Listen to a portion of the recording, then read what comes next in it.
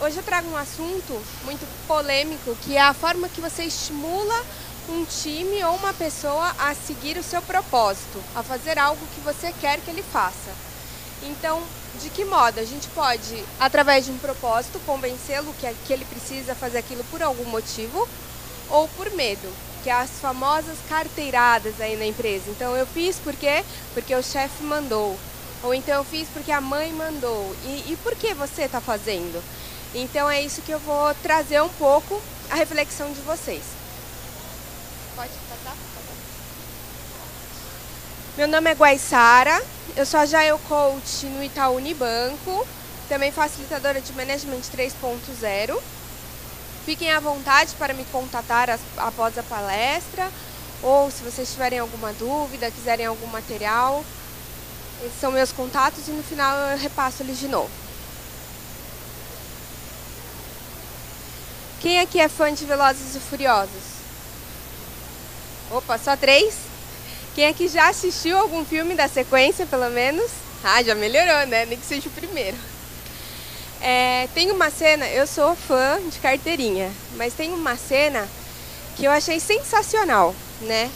Que é quando a Ramsey, que é essa moça aqui, fala um pouquinho de cada um deles num dos filmes. Eles salvam ela e aí ela começa a descrever cada um do time. E aí eles precisam de uma informação dela.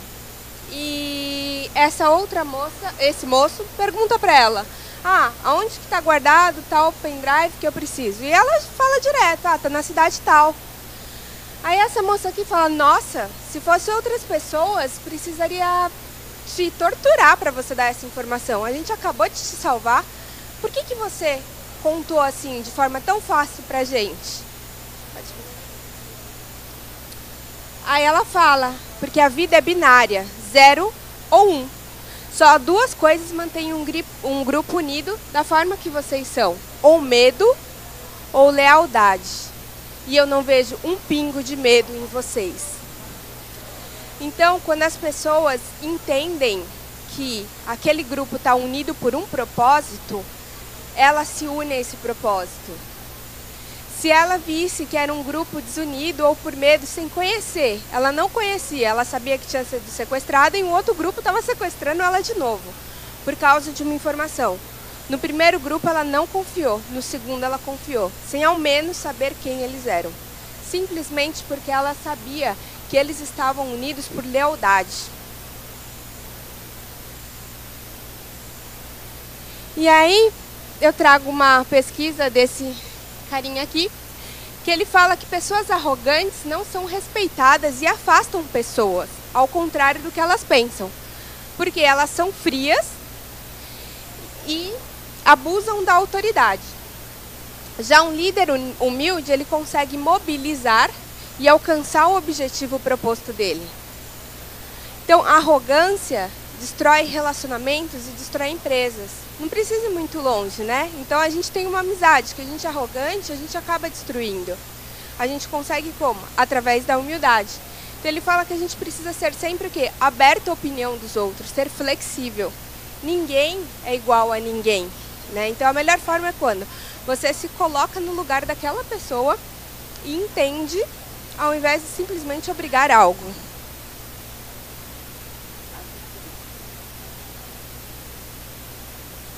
Então, um líder que comanda através do medo, com autoritarismo, ou que coloca metas abusivas, alimenta uma competição doentia na equipe e nunca conquistará o quê? Verdadeiro respeito e comprometimento. Aí a gente entra o quê? Um pouquinho em comprometimento. A melhor forma de você ter o comprometimento de alguém é você engajar essa pessoa. E engajamento significa o quê? Acreditar naquilo que está sendo feito. Então, se você não acredita naquilo que está sendo feito, seja para um chefe, seja para qualquer pessoa, leve isso para a vida e não só para a parte de trabalho. Se você não acredita naquilo, você não vai estar engajado. Porque muitas pessoas começam a academia e param. Porque elas não acreditam Elas não acreditam que ela vai poder ou seguir aquele estilo de vida por muito tempo, ou que realmente o corpo dela vai mudar. Ela não acredita, então ela não está o quê? Engajada, ela desiste.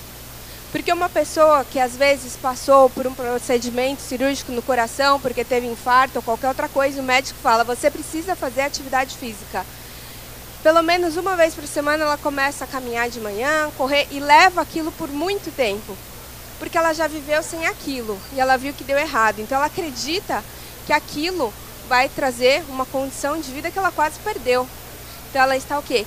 Engajada. E tudo é assim na nossa vida. Tudo que a gente começa, se a gente não acredita, a gente não se engaja. E se a gente não se engaja, a gente não tem comprometimento.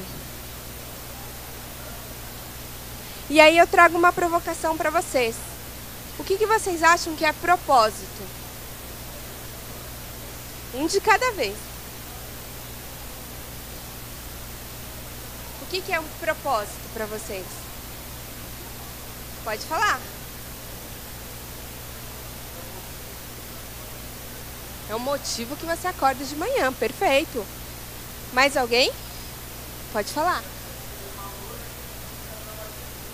Exatamente. Segundo o dicionário, valor significa algo que se torna importante para a pessoa. Se tem algo importante pelo que ela acorda de manhã, ela tem um propósito. Todo mundo precisa ter um propósito na vida. E tudo que você fizer a partir disso na sua vida, seja um relacionamento, seja um grupo de amizade, seja um esporte, seja um trabalho, tudo tem que estar alinhado com aquele propósito. Porque se não estiver alinhado com aquele propósito de vida, você vai acabar desistindo ou não sendo feliz. Quantas pessoas, principalmente acontece muito em adolescente, não sei que faculdade que eu vou seguir. Adolescente ainda geralmente, às vezes não encontrou o seu propósito de vida. Eu encontrei meu propósito de vida 3 anos atrás. Eu tenho 30 anos, eu encontrei com 27. Então assim, acontece muito, vou começar a faculdade X, ou então presta para vários cursos em universidades públicas, na que passar ele vai. E desenvolve aquela carreira por muito tempo e depois acaba vendo que não é aquilo que ele quer, ele não é feliz com aquilo. Conheço uma pessoa que o pai queria porque queria que ele fosse advogado, queria porque queria que ele fosse advogado. Ele fez direito, tirou a B, tudo certinho. Chegou, deu o diploma pro pai e falou, agora eu vou fazer o que eu quero para mim. Toma, isso você queria. Então tem que estar alinhado. O meu propósito de vida é transformar a vida das pessoas. Eu descobri isso através da profissão, porque eu já tinha sido gestora de projetos, eu já tinha sido analista de sistemas, eu já tinha desempenhado diversos papéis na TI. E sempre fazia da melhor forma possível. Só que num determinado ponto, quando eu fui chamada para ser Agile Coach nesse banco, e eu vi que eu tinha o poder de transformar a vida, nem que fosse um pouquinho daquelas pessoas, e depois eu comecei a palestrar no Agile Trains, TDC, e pessoas começaram a me procurar e falou, nossa, eu não tinha essa visão, você mudou isso em mim. Eu comecei a ver que aquilo me fazia bem. E aí eu identifiquei o meu propósito. Então todo mundo precisa ter um propósito. Pode passar. Esse, ó, quem viu Alice no País das Maravilhas? Pelo menos quando tinha 4 anos de idade, alguém já viu? Tem um momento que a Alice se perde, nesse diminui, aumenta, entra na fechadura da porta, cai dentro do copo e assim vai indo. Ela se perde, ela encontra o gato maluco e fala assim, por favor, você pode me dizer que caminho que eu devo seguir para sair daqui? Ela tinha um objetivo? Ela tinha, que é sair. Aí o gato fala, tudo bem, mas depende para onde você quer ir. Ela tinha um propósito? Não, ela queria sair. Ela não sabia para onde ela queria, ela só queria sair. Ela só tinha o quê? O objetivo. E aí a Alice fala, não me importa, eu tô perdida. Quantas vezes a gente se vê perdido? E aí o gato fala, então nesse caso, tanto faz o caminho que você tomar, porque você não sabe onde você quer ir. Então, muitas vezes a gente também se vê o quê? Perdido numa situação, num trabalho, em qualquer que seja. Só que a gente não sabe para onde a gente quer ir, a gente não tem um propósito. Então, tanto faz o caminho que eu vou tomar. Igual aquele adolescente para escolher o curso da faculdade. Ele vai ser feliz naquele momento? Não, ele não tem um propósito. Muitos já desenvolvem aquele propósito desde pequeno. Quero ser professora, veterinário, gosto disso, daquilo, mas tem gente que não. Então, pouco importa o curso que ele vai escolher, porque ele ainda não tem um propósito. E, às vezes, por isso que a média de pessoas que desistem de cursos é alta. Porque no meio desse caminho, no amadurecimento, com experiências de vida, acaba se desenvolvendo esse propósito. Pode passar? As pessoas não compram o que você faz. Ela compra por que você faz. Tem um livro, que alguns slides para frente eu vou colocar, Simon Sinek. Vocês já ouviram falar em TED? Legal.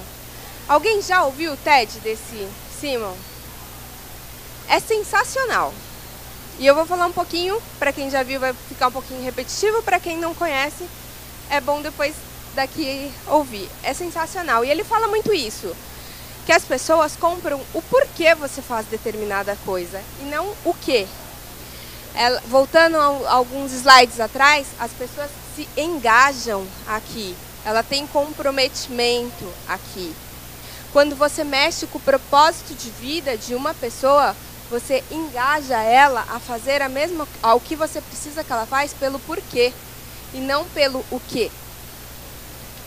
E ele fala também que se você não identifica, se você não consegue lidar com o propósito de vida dessa pessoa, se você é um chefe, por exemplo, você vai ter pessoas trabalhando pelo seu dinheiro. Se você consegue engajar, contratar as pessoas certas, ou se você tem um grupo, trazer as pessoas certas para ele, através do propósito, do engajamento, você vai ter pessoas trabalhando por sangue, suor para você, e não por dinheiro. Pode passar? E aí ele traz nesse TED o círculo de ouro. E ele fala que hoje a maioria das empresas, quando vão vender um produto e fazem um comercial, eles começam pelo quê? Que é a camada mais superficial. Então ele chega e fala, eu estou vendendo este relógio. Esse relógio, ele vai te conectar com o mundo. Como? Através da conexão com o seu celular. Você vai poder estar em qualquer lugar e ver seus e-mails, seus WhatsApps. Acabou o comercial. E ele fala o quê? Que existem empresas e líderes que trabalhavam ao contrário. Vinham do porquê, que é o propósito, para fora. Exemplo, Apple, Martin Luther King. São líderes que trabalhavam o propósito. Aí ele dá um exemplo, por exemplo, da Apple. Como vender valor nesse caso? Como hoje em dia nós não conseguimos passar muito tempo com as nossas famílias, a gente passa X% do tempo no nosso trabalho. A maneira, então ele falou o porquê. A maneira da gente conseguir se conectar com aqueles que amamos é estando disponível o tempo todo através desse relógio. Por isso vocês precisam comprá-lo. É diferente. Você vende um propósito de dentro para fora. A pessoa se identifica. E ele ainda traz mais, ele fala que isso daqui não é psicologia, como talvez vocês já assistiram várias palestras, algumas que eu assisti falava de PNL, que é a programação neurolinguística. Ele fala que isso não, que isso aqui é biológico, que o nosso cérebro, ele é dividido de forma que essas duas camadas, elas identificam um propósito, é a intuição nossa, e a camada mais externa é o raciocínio. Então, quando ele fala, por isso que às vezes a gente vê, parece muito certo uma decisão a ser tomada. A gente está olhando o quê? Dados e fatos. Mas por algum motivo, algo te diz que está errado. São essas duas camadas. Que é a intuição, aqui está ligado os sentimentos, aqui estão os seus propósitos. É esse o TED dele, se vocês puderem assistir, tem legendado em português. É sensacional e é baseado sobre esse livro. Ele fala justamente daquelas camadas que eu falei, do círculo de ouro, que ele que trouxe, e ele traz exemplos assim maravilhosos, que faz você pensar realmente, por que eu não engajo pessoas na minha causa? Porque eu não consigo convencer pessoas. O que você tem feito? Como você tem feito? Você tem tentado convencer de dentro para fora ou de fora para dentro? Pode. E aí eu trago 3 palavrinhas que pelo tempo eu ia promover aí um debate, o que vocês acham que é manipular, influenciar e motivar, mas eu vou falar. Tem 3 maneiras de você trazer a pessoa para o seu objetivo: motivando, influenciando e manipulando. Manipular e influenciar tem uma linha muito tênue. Você descobre o propósito daquela pessoa. Você influencia mostrando o porquê de dentro para fora é bom aquilo para ela. Aí entra um pouco de PNL. Quando você sabe algumas técnicas que vai facilitar ela a tomar uma escolha, você sabe que ela não está concordando com aquilo, mas se você usar tal técnica, ela vai vir para você. Isso é manipular. Por quê? Você identificou que não tem a ver com o propósito dela, identificou que ela não quer aquilo, mas você consegue trazer ela para o seu objetivo, você está manipulando. Influenciando é quando você sabe que aquilo é o melhor para ela. E através do propósito dela, você vai mostrar isso. E ela vai comprar, e ela vai fazer. Mas você está pensando nela, no propósito dela, e não em você. E motivar nada mais é do que dar motivos, bons motivos, para que se faça algo. Motivar e engajar é diferente. Você pode motivar e engajar uma pessoa, mas nem sempre uma pessoa motivada está engajada. O que é isso que eu quero dizer? Se eu chegar para qualquer um aqui e falar assim, por R$1 milhão, alguém vai na hamburgueria do lado e traz um hambúrguer para mim? Opa, agora mesmo, que é um suco também? Tipo, tem a ver com o propósito da pessoa? Não, eu motivei ela. Como? Por dinheiro. Ela está engajada em mim? Se amanhã eu tiver sem esse dinheiro e falar, puta, eu tô com fome, vai lá pra mim? Ela vai falar, tem? Você motivou. Engajar, não. É aquilo que eu falei desde o início. E aí eu trago para vocês algumas técnicas, uma técnica específica que traz o Management 3.0, que fala sobre engajar pessoas. Então, cada pessoa tem motivações únicas, internas ou externas, para realizar algo. Digamos que você não identificou o propósito da pessoa. Você não conseguiu trazer a pessoa pelo seu propósito. Antes de ser aquele líder arrogante que a gente falou no início, que vai causar medo, você consegue pelo menos motivar essa pessoa. Pelo tempo eu não vou poder falar de cada um deles, mas no site tem a descrição. Se vocês quiserem também depois me procurar para tirar dúvidas sobre isso, fiquem à vontade. Mas isso é bem no âmbito da vida profissional, que é, a pessoa vai te dizer, são várias cartinhas que ela coloca em ordem, o que mais tem a ver com ela, o que mais motiva ela a desempenhar aquele trabalho que ela tem feito. Então ela vai colocar em ordem e você, como por exemplo o líder dela, vai saber que às vezes chamá-la para um café da manhã na equipe é muito mais importante do que oferecer uma posição de poder para ela. Como tem pessoas que às vezes você dá uma tarefa desafiadora, vai trazer muito mais valor para ela do que você chamá-la para um almoço, por exemplo. Acabou meu tempo?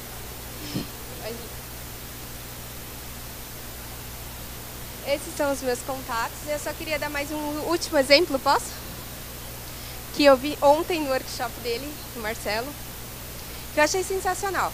E eu pensei na palestra de hoje, do Marcelo e do Carlos. Ele pegou e falou que nos Estados Unidos tinha um grupo de desenvolvedores que estavam fazendo um software que ajudasse uma pessoa a identificar que tipo de doença, através de sintomas, ela estava tendo. Então a pessoa ligava para essa central, a atendente atendia essa pessoa e falava: quais os sintomas você está tendo? Dor de cabeça, vômito, enjoo, palpitação, e ela ia anotando. Se o software não identificasse que era algo grave que podia levar essa pessoa a óbito, por exemplo, ela aconselhava o quê? A agendar uma consulta e já transferia para a pessoa agendar a consulta. Se o software identificasse que aquilo podia ser um sintoma de derrame, infarto, que colocava a vida da pessoa em risco, automaticamente chamava a ambulância até a casa dessa pessoa. Quem desenvolvia esse software não sabia para que ele servia, só desenvolvia. Um dia chegaram para esse grupo e falou: vocês sabem o propósito desse software? Vocês sabem o propósito do que vocês estão trabalhando? Falaram: não. E explicaram exatamente o que eu expliquei para vocês agora. A produtividade desse time cresceu em quanto? 50%. Quando eles começaram a trabalhar por um propósito. É isso, pessoal. Fiquem à vontade para me contatar.